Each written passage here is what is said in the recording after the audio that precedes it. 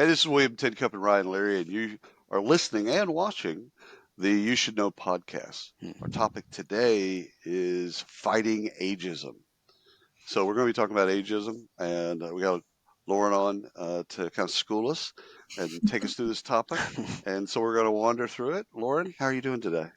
I'm doing great. Thanks for having me, guys. Always Oh, interested in talking about this topic, among many others, and excited to dig in with you. awesome. Go ahead, Brian. I was going to say I have a problem with ageism. Okay. Oh, I am okay. always mistaken for like a 20-year-old kid trying to be a man in the room. Ah, you get carded at bars? I do. I All right, do. that's No, fair. I don't. I I, wish I I did. I tip people that card me. At this point in my life, if anyone cards me like it's a mandatory or whatever, Yeah. I give them $20. I'm like, Do you, dude, seriously, cool. age to me sometimes is kind of like, and then I promise we'll get right into the topic, Lauren. But I kind of feel like, like you ever feel really good about yourself one day, and you're just kind of strutting along, and someone's like, "You feel okay, man? You look kind of tired today." I'm like, "Yeah, Huh, I thought I felt and looked pretty good." yeah, you just Sometimes impacted me. Yeah, I literally, I feel like I'm 20 or 25, and I feel like I look that age too. And then my kids say, "You got crow's feet." I'm like, what the hell's a crow's feet? And I'm like, wow. Like, I think I've entered into an older age. But that's not what we're I told talking about. It just I comes to told my you this mind. bit. I was doing a merit badge class, and it was He just two just joined the kids. Boy Scouts. No, I've been Boy Scout since I was like 10. But anyhow, so there was just two kids, and it was on Indian lore. And I wanted to do it differently, so I pulled up ChatGPT and I said, "Listen, we're not going to use Google." And one of the kids looks at me and said, "Yeah, Google's for boomers." I'm like, "I'm gonna steal that." A, Sir, what is Google? What is B. Google? Dang, we're gonna use YouTube and ChatGPT, and they're both like, "All right, cool," like Yeah, just rolled with it like nothing. yeah, But when he said Google is for boomers, I'm like, "Oh, that I'm a, I'm definitely gonna steal that." But it also kind of feels like my Yeah. chest is tightening up. yeah, Yeah, it yeah. stings a bit. It stings a bit. It does. Lauren, It does. tell us a little bit about yourself before we get too far into this. Tell what do you do? Yeah, so I'm an HR consultant. So about 20 years of corporate HR Oh, bless you. experience kind of Those led me to the point where I started my own those are dog consulting business. years. So that's 20 Yeah, times that's right. seven. Hmm. That's 140 years. Yeah, yeah, Yeah, that makes sense. yeah. It's a lot of So, years. but So 20 yeyears sounds less than 2 decades. It does.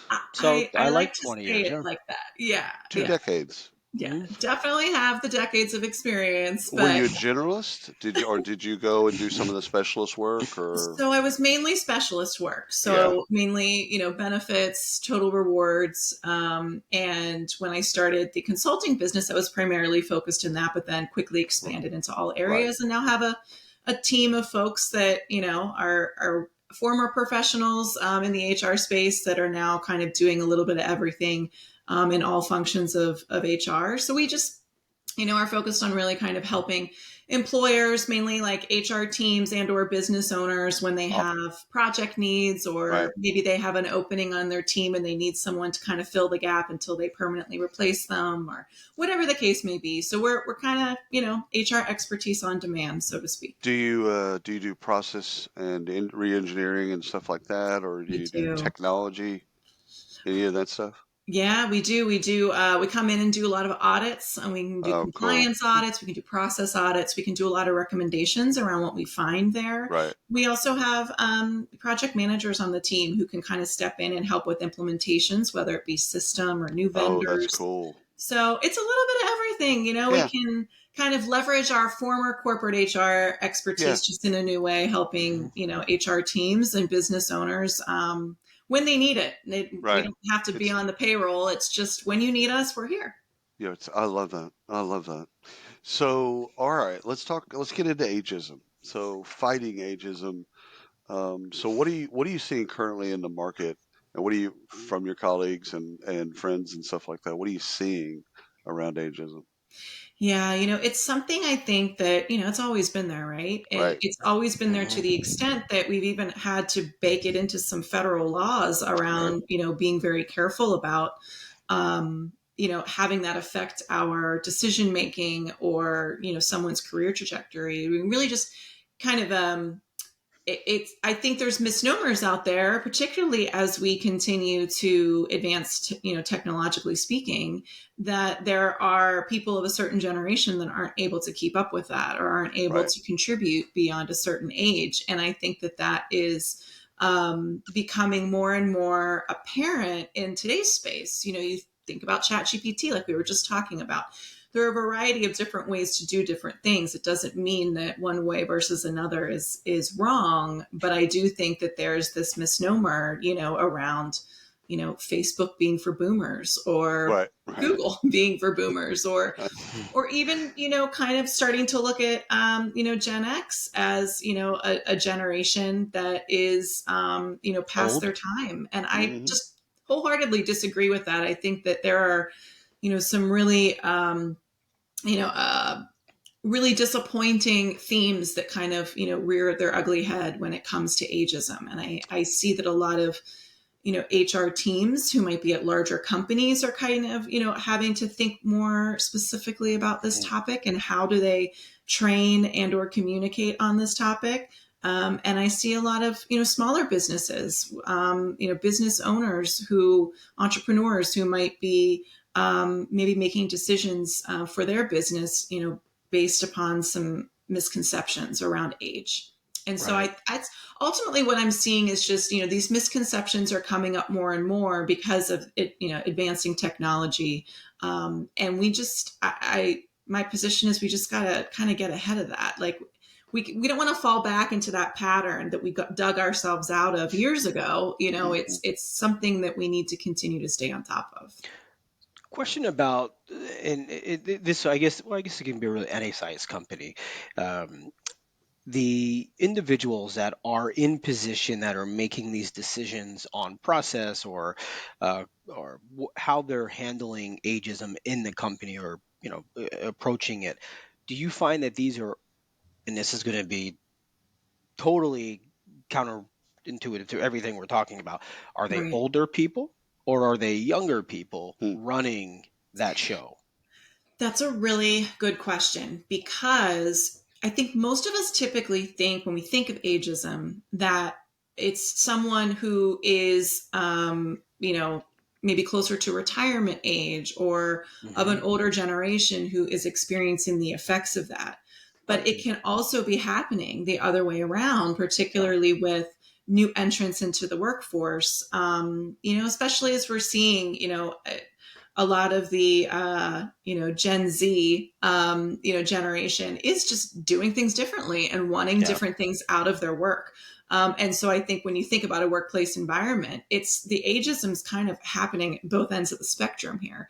I do think that the majority of leaders who are making decisions in an organization tend to typically be part of an older generation, Right. mainly because they've worked their way through their career to get to a place where they Sure. are held as leaders. However, you know, I think that there is also can be some ageism, amongst peers. There can be someone who is a leader, an executive leader, for example, who might feel that a certain department that's doing a lot of things manually don't have a lot of longevity within the company because next year we're going to move that function to all be online and not necessarily think that those folks who have been doing this work, for many years are able to elevate their game to manage something Right. a little differently. So, and they might only be, maybe 5-10 years apart in age, so I think that it can also be a taboo topic, right? And Mhm. so I think what often can happen is someone who might be falling into the ageism trap may not even realize it, because they might be making some assumptions and stereotypes about certain individuals, without necessarily understanding, the facts. So, to answer your question, I think the majority of them are probably, of, closer to a retirement age, Gen X, maybe older, Gen Y, millennials. But I think that it's kind of happening on both ends here. So, talk me off the ledge, because I'm going to say two things that y'all are both going to disagree with on some level. This is code for close your ears if No, you're no, not no. too sensitive. So I want you to both of you, I want you to close your eyes for a moment Hmm. and think of a forest. Any forest, doesn't matter. If my head And nods, I just uh, yell. yeah, so in that forest is young trees and old trees and little seedlings and all that stuff. Old trees die, new trees, that gives them the space and the light in which to grow. Okay, so now I'll tell you the two things. You can open your eyes. I feel like I was just on a retreat somewhere, Yeah, Yeah. yeah, yeah, like yeah. a We were. couple's retreat. Well, there you go. That's where you went. That escalated quickly. Yeah. So, so I'm gonna say ageism is a good thing, and I'll tell you why I think it's a good thing.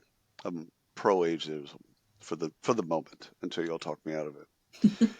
The main reason that we used to keep older people around was institutional knowledge. Mm-hmm.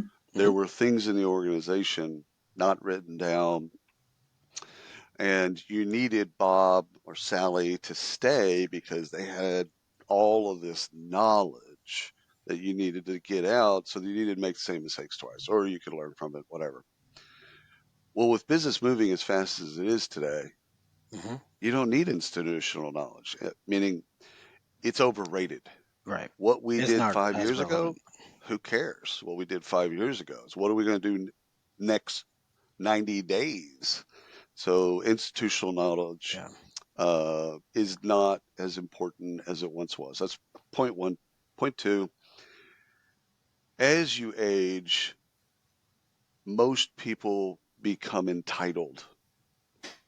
They feel like they've earned it, Hmm. and therein lies the rub.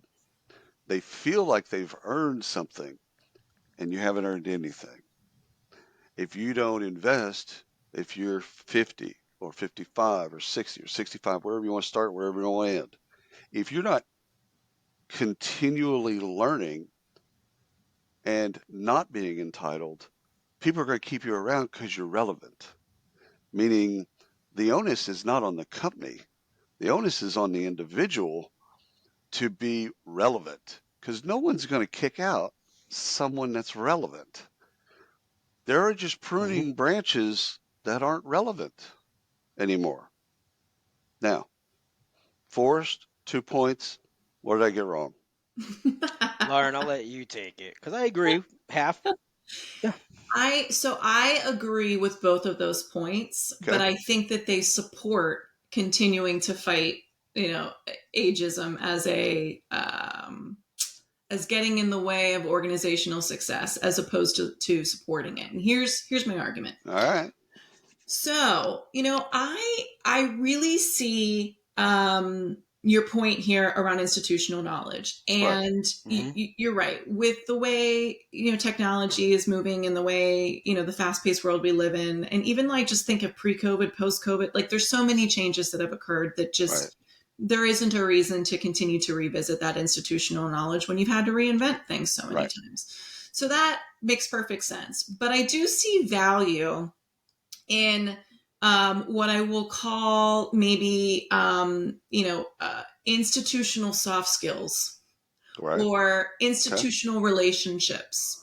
Um, I can buy that. there Both of are those. definitely some downsides to the way we work today. And one of those is, there is less of an opportunity for us to build meaningful relationships while we're in person with one another.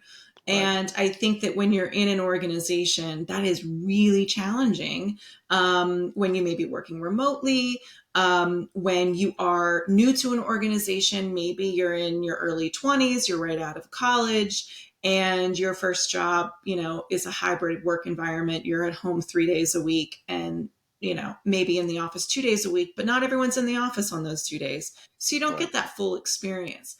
I think that there is a lot of knowledge to be gained from people who have been working in the workforce, longer, whether that be a manufacturing plant, whether that be a corporate office.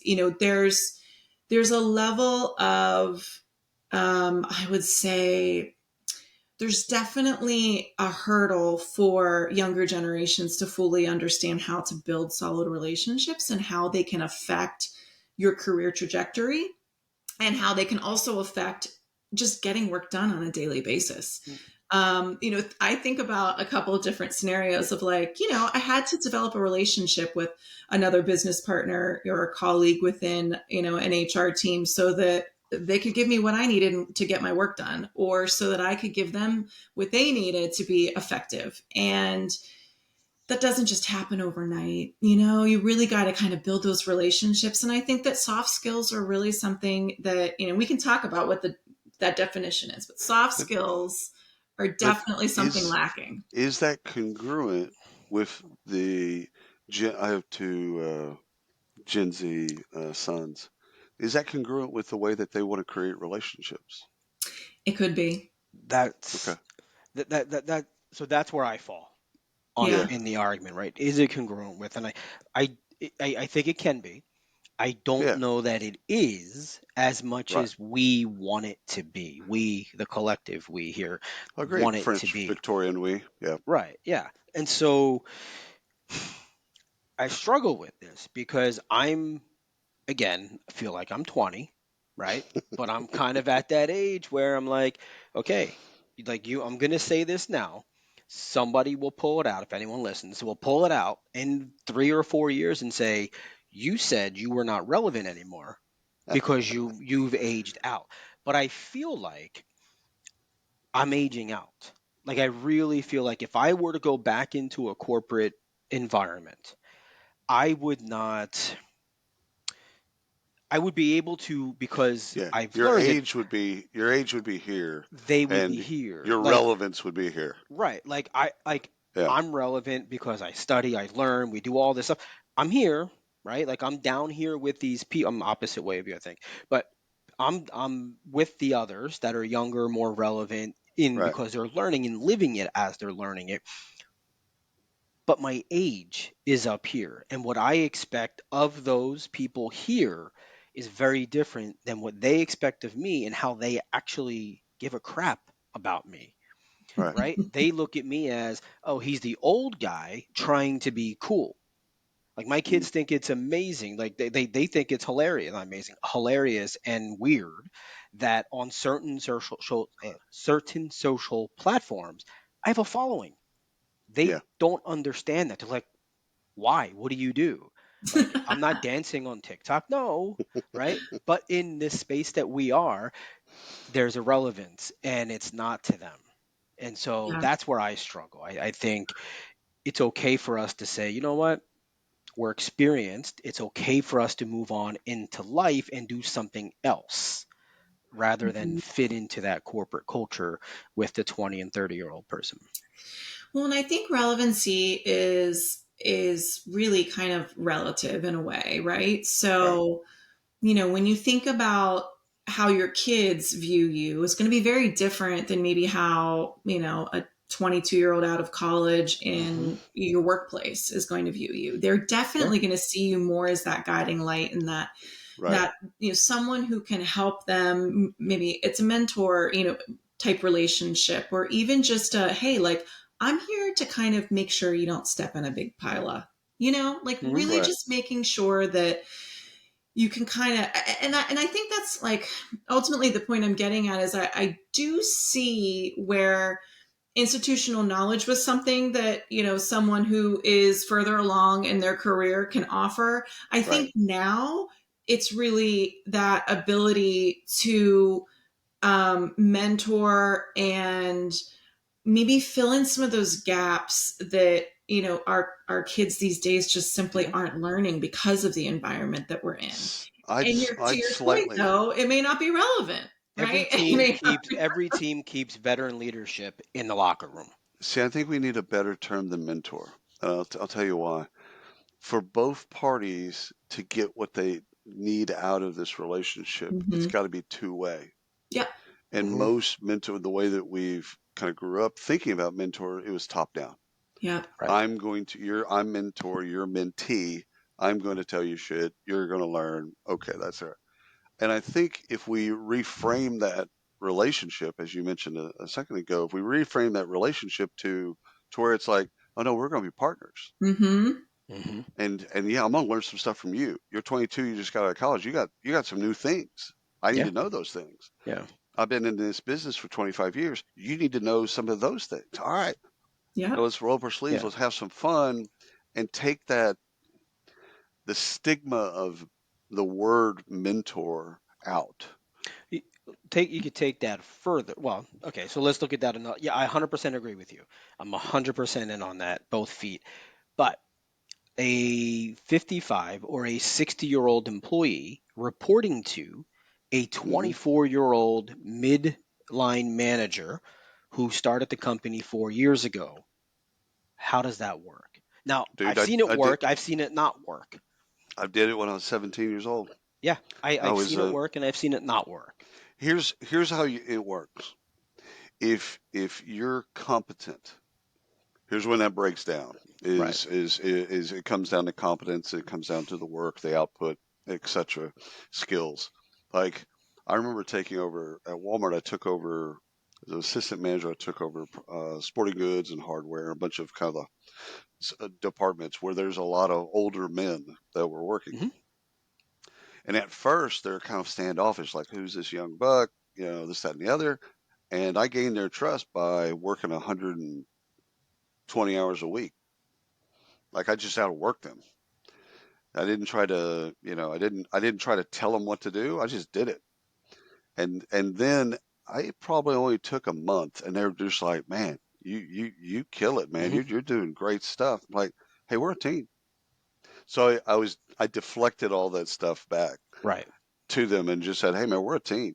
So we got to get this department right. We all got to work together. So competence, communication, there's ways to make Hmm. that work. And you've seen it. We've all seen Yeah. it. But Lauren, when you do audits, Hmm. getting back to the business, when you do audits, how do you know if they're doing this well or if it's a problem? Good question. You know what I'm saying? Yeah, I mean, the good news is there's a lot of laws and regulations out there that help us with the Right. guardrails. Right. But the bad news is there's a lot of laws and regulations out there Hmm. Yeah, that I was make going to ask how much of what you do is guided by the laws and regulations as opposed to your experience. Like, where Like it. you is, said, yeah. I got the would say I would say they're fairly equal. yeah. The laws, regulations, best practices is really what kind of creates the guardrails. And then Right. where the Hmm. creative, the art of this comes in is the experiences me and my team have had. Me Right. personally, I've been at, a lot of large employers throughout my career, and they've been global, international, employers. So it's been, I've got exposed to a lot of different things that not every HR person in every HR role across the country has had the opportunity to experience. And so that's where the science is really around the guardrails that you kind of are just put in place because of the Hmm. laws, but Right. then it's really the experience that kind of adds the color and fills in the rest of the picture. And what we like to do is really kind of take the approach of, okay, what are you doing well? Let's start there, and how can we build upon that? And then if there's areas where you're not doing so great, usually it's not because you're doing it absolutely wrong, like maliciously. Right. It's just because you don't know. You Mhm. don't know that there's a law in Albuquerque. Yeah. It requires this, Right. That's that, and the because Right. other they didn't for these keep 10 Bob people. around. That's a good point. That's a good Yeah. point. Bob So knew that. it's the audits and even the process improvements that we do, all of our process improvement recommendations come from standard best practices, Right. also wanting to keep within compliance, but also, what have we seen work in our past? What haven't we? And I think that's the beauty of, the team that I have is not only can I leverage my experiences, but I can leverage theirs. And that's also the beauty that our clients have access to. I mean, you get to, you might be working for a company that employs 250 people.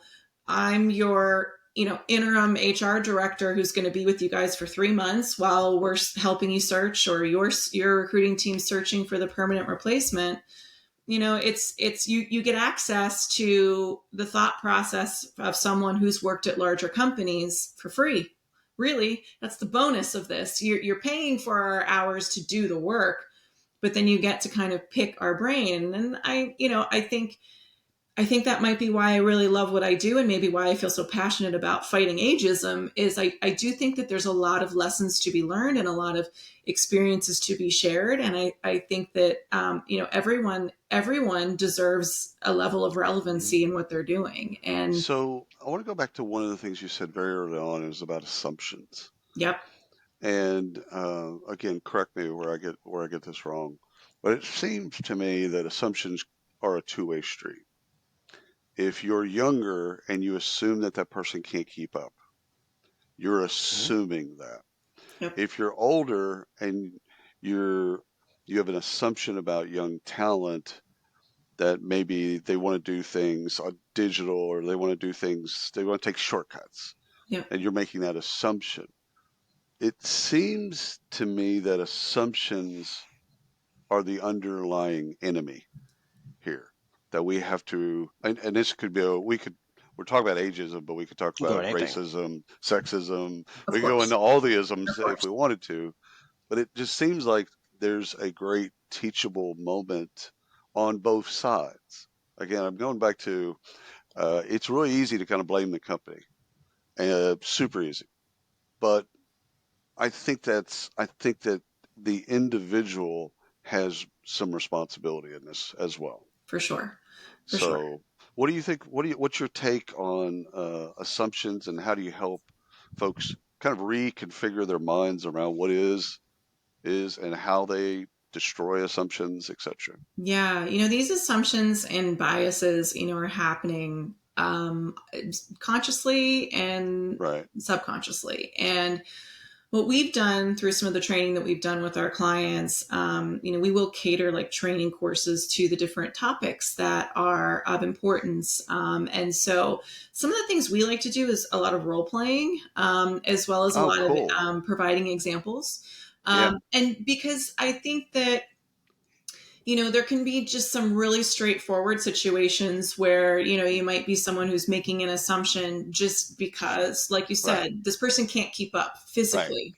Right. Um, that may be true. Yeah. Maybe there are some facts behind that, Sure. but not every statement that someone makes is absolutely factual. And there are laws in this country that, Yeah. Yeah. prevent you from discriminating against someone who might have a physical disability or impairment. Right. And so I think it's just, assumptions and bias, whenever we can, bring that up in the clients that we work with to really think through what does that look like in a given day in your organization. Let's talk Right. through the common scenarios that your employees are facing, and then let's poke holes into that. What areas of that I love that. scenario could bias creep Yeah. in?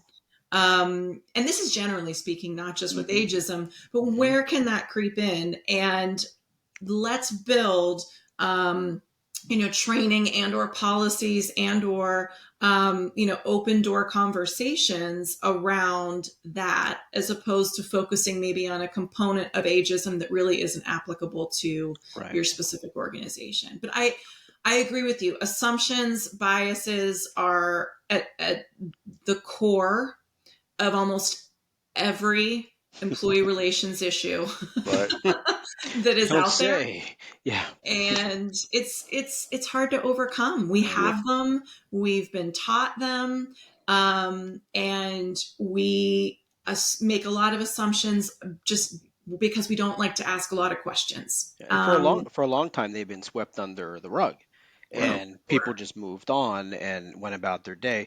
I've got a question around technology in this process. Um, a lot of things that we talk about in HR, whether it be engagement or compliance or, throw a dart, hit something and pick it, can be managed with technology and intervened by human for quality, right? Hmm. Does ageism fall into that? Is there a tech out there? And I'm asking because one, I don't know, but two, Yeah. I really just don't. I don't know. I've never followed it before. I've just always been nice to people. Um, is there a technology out there, or can this be managed by technology? This whole conundrum of I ageism, got a take on that as well. But Lauren, you're our Okay. guest. So I and can the older crowd run the technology? Is the question. Yeah.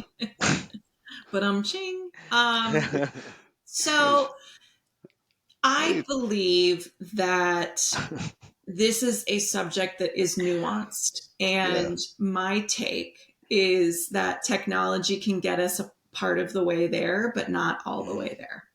There are different tools and resources that are out there that could potentially help with combating ageism, fighting ageism, training, to help leaders spot ageism, Yep. in a better way. Definitely, I'm sure there is someone who's creating something right now that is going to be out next week. But It's built by I, AI. yeah, Yeah. I do think that um, in these sticky, like nuanced, facets of Mhm. just being human, I do believe that having people who can make sense of an algorithm or make sense of a resources or tools Yeah. output is going to be much more beneficial than relying heavily on tech in this aspect. So I give Maybe you 20 the years from now, totally different story. But right Mhm. now, I feel like that's where we're at. Okay. just because I've actually thought deeply about this subject, I'm gonna not disagree with you, but just modify what you're saying. You can audit performance management, internal mobility, compensation, and your Based ATS right. based on demographic data, and you'll Mhm. know if you have a problem or not. So Yep. you don't need another piece of technology, although that could be something that goes into those times in It's real there. time and understands, is there a disproportionate something happening that we should know about, whether or not that's gender or age or race or any sexual orientation or any of those types of things. But that data is already there. Like, we don't need another tool. Good God, we Yeah. don't need more No, technology. it's there. The And data that is there. ties in, then that ties into learning, like a whisk or something like that, where there's Right. on demand Yeah. training being served up Yeah. And But I demo. think, but if you want to know if you have a problem, which is Lauren, Lauren deals with this every day in her business. If you want to know you have a problem, you can do that in a week. I can find out just by looking in those systems and Right. to see who's getting promoted, who's getting the compensation that's coming up in the ATS and the pipeline, who's making it through. you Yeah. can absolutely measure it tactically like that. Right. But what those resources and those tools and those systems and that data won't measure is opinion, belief. 100%. That's where I think the nuance is. Like, yeah, I can Mm. definitely determine that I have a gender pay gap situation Right. here. I can Right. determine that we've Yeah. promoted, in the last 8 people we've promoted have been under the age of 30. Right. These are facts that I can Now it support. becomes a game of Yeah. what do you do? Exactly. What And do you do with that data? that's right. Hmm. And that's human. Right now, That's that's yeah. Well, absolutely human. as you're saying that, I'm thinking of a tool like a Higher Logic, for Uh-huh. example. When when you're measuring interviewing, right, and you're going through a system like, or when you're interviewing and the system's Mhm. pulling back notes and red flags and saying, hey, Hmm. here's a trend we're seeing, right? Everyone's under the age of 24. You're Mhm. asking these questions that aren't relevant up, up the scale. It's interesting. Yeah. Yeah. Yeah. And I think, you know, the point too is really around any data analytics that you're kind of pulling is, what do you do Yeah. with that information? When that red 100%. flag goes off in the system, it's like, then what? And I think that is where the human intervention, where expertise, where training is really going to bridge the gap, and 100%. I don't Yeah. see that leaving anytime soon. Whereas it may have left maybe, some aspects of HR because now we feel really confident with the way the system is set up or the data is performing. Right. And we know that the trigger to making that change is this tweak we got to do in the system. This is one of those topics among many that are Yeah. of a relations, situation that just requires that Yeah. Once you get the data soft back and you modeling. identify there's a manager that's just not promoting people over the age of 40, well, then you can go and have that one-on-one and talk them through, Exactly. do some training, etc. I'm fighting ageism personally by only having 20 years of work experience in LinkedIn. Yeah, that's good. So Yeah. I delete everything prior to 2000. There's nothing there. Now, when it gets to What were you doing? it doesn't matter. It's not relevant. Why would you ask that question, Lauren? It's irrelevant what I was doing. I interned at the Smithsonian twice. Okay, irrelevant.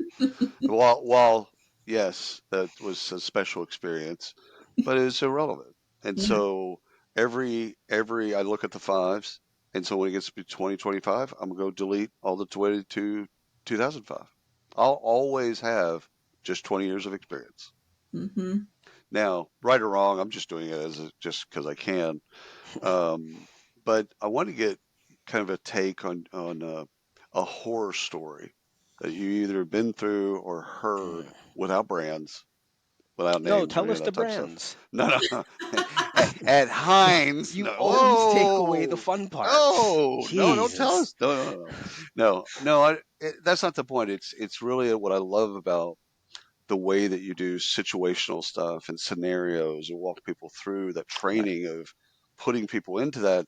Some of those are based in there's horror stories that Mm-hmm. happened, and so you've clearly seen something ageism at play. hmm But Yes. the most egregious is what I want. The one not nuanced. The We want to go most dark. egregious. I want it to be the most egregious one that you can remember. Most This guy egregious. was shooting crossbows off the.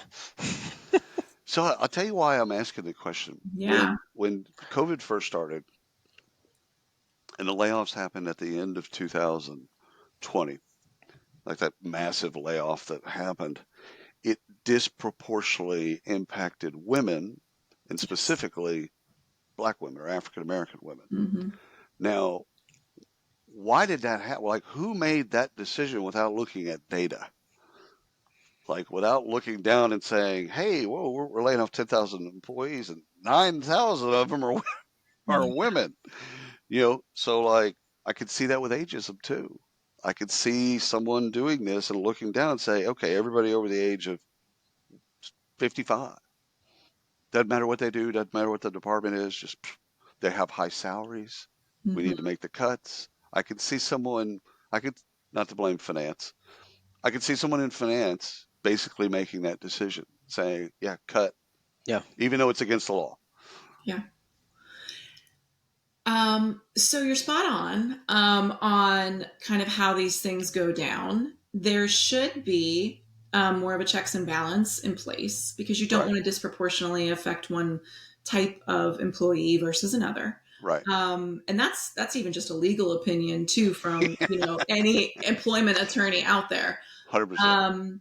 But also, I think the most egregious situation that I've been a part of, and unfortunately, there's been more than one Right. common theme, is needing to create more sacrificial lambs in order to take out the individuals you need to take out so that you don't get sued. Oh, oh, I see. That's It's clever Well, in there a you really go. dark way. So you're trying to get rid of Bob, but instead of getting rid of Bob, you downside the department Bob's in. you downsize the department, or you're like, okay, the average age of the 5 people we're firing today is over 40. Right. We need 2 young individuals to Right. fire So to that drag the average down.